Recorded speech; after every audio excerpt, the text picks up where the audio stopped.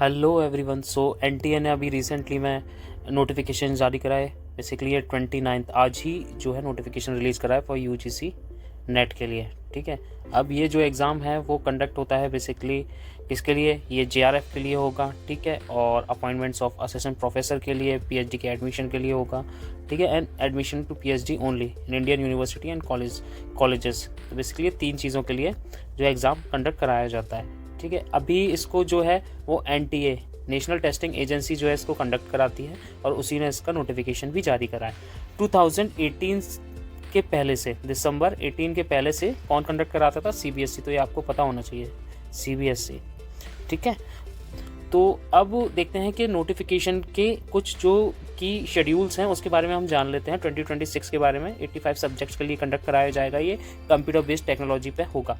तो इसका सबमिशन होगा, ऑनलाइन एप्लीकेशन फॉर्म है। ये 29 अप्रैल आज ही रिलीज़ करा गया और 20 मई इसकी लास्ट डेट होगी अप टू 11:50 PM तक, मतलब टोटली 12 बज जाएगा, तब तक ये बंद हो जाएगा। देन लास्ट डेट इसकी जो है वो सबमिशन की वो होगी 20 मई की। करेक्शन के लिए पर्टिकुलर ऑनलाइन एप्लीकेशन फॉर्म 22 मई से 24 मई के बीच में। ठीक है, announcement of the exam city वो आपको 10 जून को मिल जाएगी। एडमिट कार्ड आप डाउनलोड कर सकते हो 15 जून को, और एग्जाम का डेट जो होगा वो आपका 22 जून से लेकर 30 जून के बीच में होगा। सेंटर, डेट और शिफ्ट जो भी है वो एडमिट कार्ड में आपको इंडिकेट कर दी जाएगी। कुछ भी जो भी है आंसर कीज़ हैं वो होगा, डिस्प्ले होगा, जो भी रिकॉर्ड रिस्पॉन्सेज और जो भी आंसर कीज़ वगैरह होंगी वो सारी आपकी कब अनाउंस होंगी, वो अनाउंस होंगी आपकी लेटर फेज में। ठीक है, और वो वेबसाइट पे आपको बता दी जाएंगी। अब कुछ हम फीस का डिस्कस कर लेते हैं जो कि एनडी ने बताया। जो जनरल के लिए है बेसिकली वो 1150 रुपये है। जनरल ईडब्ल्यूएस एंड ओबीसी के लिए 600 रुपये है। एससी एसटी पीडब्ल्यूडी और थर्ड जेंडर के लिए कितनी है? 325 रुपीज़। अब इसके कुछ इंस्ट्रक्शंस हैं, इंस्ट्रक्शन के बारे में हम देख लेते हैं कि candidate can apply for UGC NET June 26 through online application mode होगा ओनली। ठीक है, submission of the online application form में be done by accessing the NTA website. आप एनटीए की इस वेबसाइट पे जाके वहाँ पे जाके फॉर्म जो है वो फिल कर सकते हो। Then only on application is to be submitted by a candidate. तो एक जो कैंडिडेट होगा वो सिर्फ एक ही एप्लीकेशन को फिलअप कर सकता है। देन फोर्थ पॉइंट बता रहा है हमें कि candidate must strictly follow the instruction given in the information bulletin available on the NTA website. Candidate not complying with the instructions shall be summarized disqualified. आपको वो जितने भी इंस्ट्रक्शंस एनटीए की वेबसाइट पर दिए जाएंगे इस फॉर्म के रिगार्डिंग वो आपको सारे मानने पड़ेंगे, नहीं तो आपका फॉर्म जो है वो क्या कर दिया जाएगा, वो डिस्क्वालीफाई कर दिया जाएगा। Candidate must ensure that email address and mobile number provided in the online application form are their own और पेरेंट्स गार्जियन ओनली, मतलब वो आपका ही होना चाहिए और पेरेंट्स या गार्जियन का हो सकता है। ये नहीं कि आपने अपनी गर्लफ्रेंड या बॉयफ्रेंड किसी XYZ का किसी का भी दे दिया, रिश्तेदारों को दे दिया। ठीक है, तो वो नहीं होना चाहिए। सेकेंडली, फिर information communication will be sent by NTA through email के थ्रू आपसे वो कॉन्टैक्ट करेंगे। SMS भी आपको साथ में मुफ्त में कर देंगे।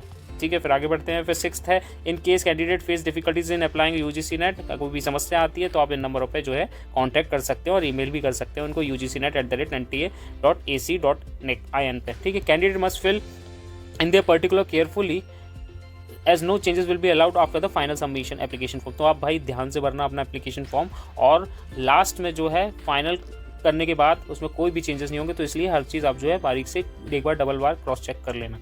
As far as possible candidate are advise to use Aadhaar verification while completing the application form.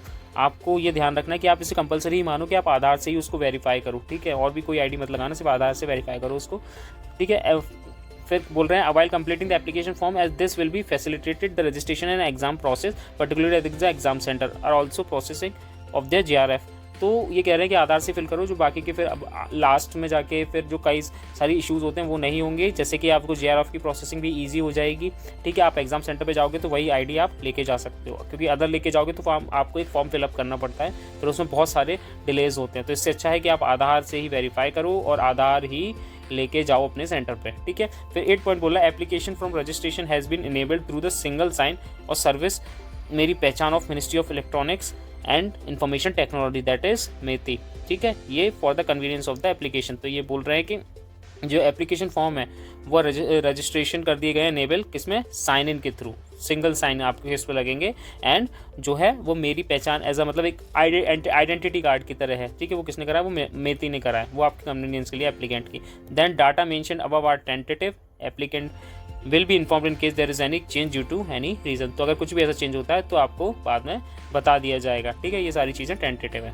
Fine, तो आज से आप इसके फॉर्म फिलअप कर सकते हैं।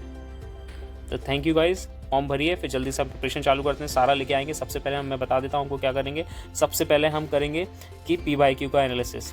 डोंट वरी अगर किसी का नहीं हुआ है इस सीज़न में, ठीक है, लास्ट वाले उसमें, तो हम इस बार प्रैक्टिस करेंगे, अच्छे से मेहनत करेंगे और इस बार सारा कोर्स कवर करेंगे, ठीक है। इस बार मेरे से भी थोड़ा इशू हो गया था, रीज़न भी क्योंकि मैं पूरे लेक्चर्स नहीं करवा पाया था इस बार, लेकिन मैं पूरे लेक्चर्स कराऊंगा। इसमें हम टेस्ट सीरीज़ भी प्रोवाइड करेंगे और मिलके सेट भी लगाएंगे। एक एक थिंकर्स को मैंने ऑलरेडी वीडियोज़ डाल रखे हैं, बट हम इसका एक पूरा एक फुल लेंथ कंपाइलेशन लेके आएंगे, ठीक है, मैराथन टाइप का, तो उसको भी हम एक बार पढ़ लेंगे। रेस्ट आप टेस्ट सीरीज़ लगाओ, बढ़िया पेपर वेपर दो, ठीक है, आपका हो जाएगा, don't worry. Thank you guys, have a nice day.